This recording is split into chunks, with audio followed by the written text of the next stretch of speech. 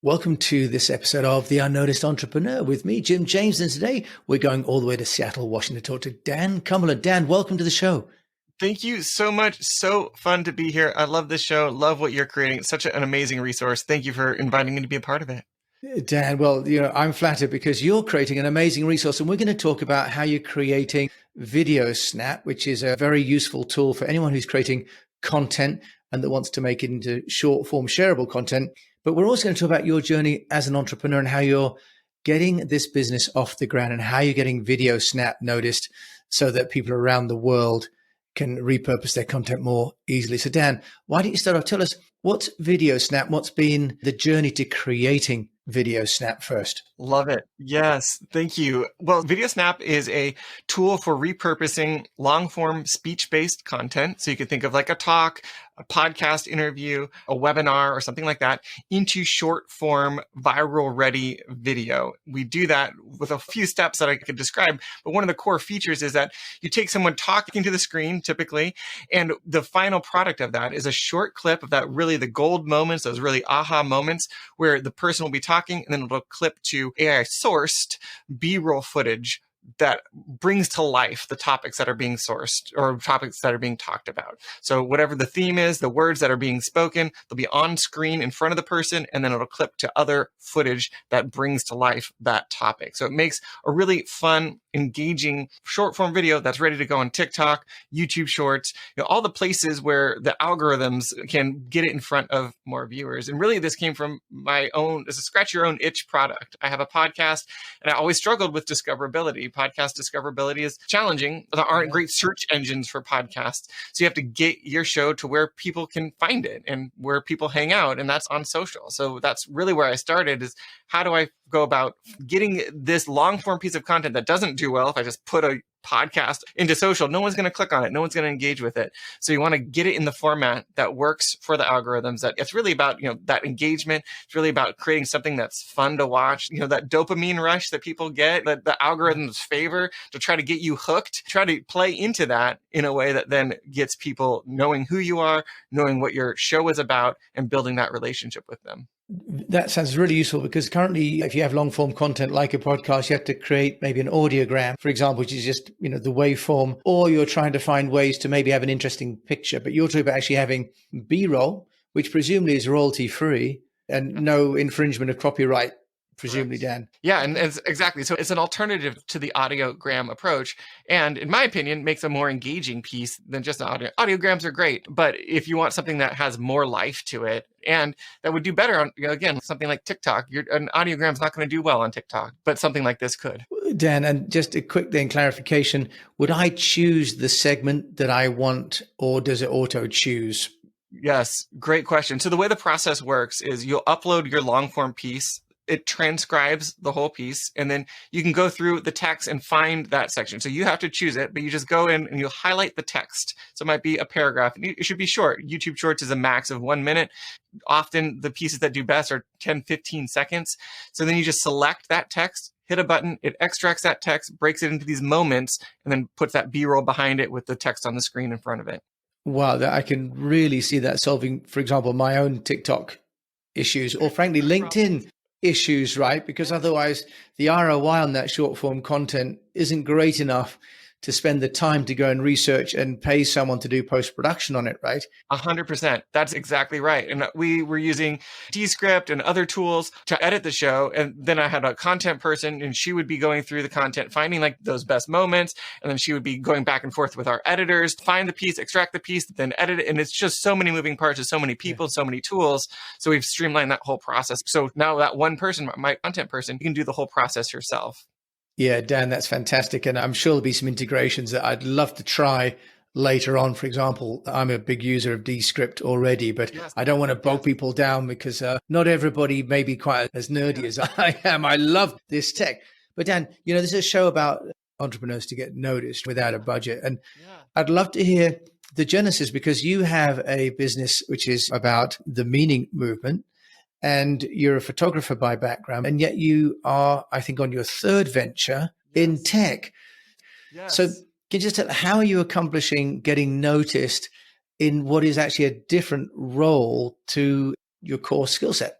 I love it. Yes, it's such a good question. I mean, it all for me comes down to relationships and partnerships. And that's really where, just to choose one to focus on with VideoSnap, the way that VideoSnap came about was through a relationship that I had with a friend who owned a development agency, 923.co. They're fantastic. They're a venture studio is how they think about it. They're more than just a development shop. They really partner with people to bring strategy, product strategy, help you go to market in a way, not just build the thing, because that's to the specifications that you want to build it, but help you find the opportunity in the market and build something that captures that. And I met Andrew Amen, one of the partners there, via a Facebook group for entrepreneurs that we were both in. And he posted an introduction. Here's what I'm up to. Here's the things that I'm doing. And I don't even remember what it was in his introduction, but I commented and said, hey, I'd love to just jump on a call and chat. I'd like to just welcome people to the group. It's not a group that I own or anything, just like to be engaged there. And then we got on a call, and it was a great call, talked a lot about sales and marketing. That's a lot of, where my competency has been. And then that ended up being a monthly call that we would, every few weeks, we would just have a recurring event, and we would just jump on a call and just kind of talk about our businesses, and ended up being just a great, fun relationship. And then over time, as the idea for VideoSnap emerged and started thinking about this could be something, went to him and his team and said, what would you think about forming some sort of partnership, building something like this? And is this a good fit for your business? And it just was the right thing at the right time for them to say yes to. And that's how it's done in my life, how it has been in my life, that a non-technical 3-time software founder, and it has always come through partnerships with developers or development shops who see the value that I bring to the table through a pre-existing relationship. And then that becomes a partnership. Dan, I love that. And so where would you classify your value, and how do you frame that? Because obviously you can do that one-on-one, but then you've also got your main business, the Meaning Movement. Yes. Can you just talk about how you position yourself? Because if they're doing the due diligence on you, there's a whole bunch of communication work you're doing consciously, I know, to put yourself in the frame. Yeah. It's a great question. So the Meaning Movement, as we were kind of talking about before we hit the record button, and this bit of repositioning has been about purpose and meaning in people's lives, but really focusing mostly now on entrepreneurs. We start businesses to find freedom, to make more money, to have less stress, and end up with none of those things in a bit of a prison of our own making. And there's no way back. We've burned our bridges. And so I help entrepreneurs to build a life that they love along the journey and enjoy the journey. I know we were talking about some of your entrepreneurial journeys and the travels and all the things that have come through, as a side benefit of being an entrepreneur. So I help people around those ideas. But in so doing, I'm releasing, I have a podcast that I do interviews and create content there. And so there's a lot of ways that people can find me, see me, and I think build a lot of trust with me via the content that I'm producing, and whether that be on the podcast, on LinkedIn, or other places where I'm getting content. So I think that's a big part of it. And to circle that all the way back to competencies, I think that in a lot of ways, one of my core competencies is relationships, caring for people, being kind and generous. But I think that translates in the marketplace to building trust, to marketing, to having an ability to see opportunity and find the right people to bring together a team to chase after that opportunity. Dan, love the way you've explained that, the need to also be kind and generous. You also, though, with VideoSnaps, you've managed to get this partnership with this studio, which sounds amazing. But then you've built it. And as we know, people don't come just because you've built it, but VideoSnaps is off the starting grid. Tell us, how have you got the VideoSnaps noticed? How do you get those early beta users? Yes, such a good question. And that is like the hardest part of entrepreneurship, right? We did our formal launch with VideoSnap, formal being I posted about it on social and said, here's this thing. I've been working on it behind the scenes for a long time. I hadn't really talked about it publicly. And there was a lot of people commented, and it was great. Hundreds of engagements, which is, a lot for me. And then of all of those, I think it resulted in 2, maybe 3 trial signups, right? And it's like, well, I made this thing and I'm so excited for everyone to see it. And then the conversions to users from that group of people is very low. So we make these things and we're like, okay, now come and find it. And that's not how it works. We have to go find the users. Yes. And the way that it worked with VideoSnap, so at this moment, because I like to build in public, just be as transparent as I can be, we have about 50 paying users. And so we're early, and we just launched a couple of weeks ago. but launch again, being public. But prior to that, for the last 6 months, we have been selling it via webinars, joint venture webinars with other businesses that are in our network, me, myself, and my business partners. And so what that looks like is looking at who we know that has users or an audience, fits a demographic that would be interested in this idea of repurposing content. So maybe they're content creators, maybe they are agencies that are doing social media, or ad agencies, or have a parallel kind of service that they could offer this as a service to their clients. And then we built a webinar that presents the idea, sees the opportunity that we see around short form video, and the idea of putting your content into a format that will do well in short form video. When you look, and just, I mean, the short version of this is that whole presentation is that all social media is moving towards short form video. All the platforms are elevating and highlighting short form video. So I really see this movement that's happening where more and more video is going to be where people are spending time. It's already one of the biggest search engines. YouTube is one of the biggest search engines on the internet.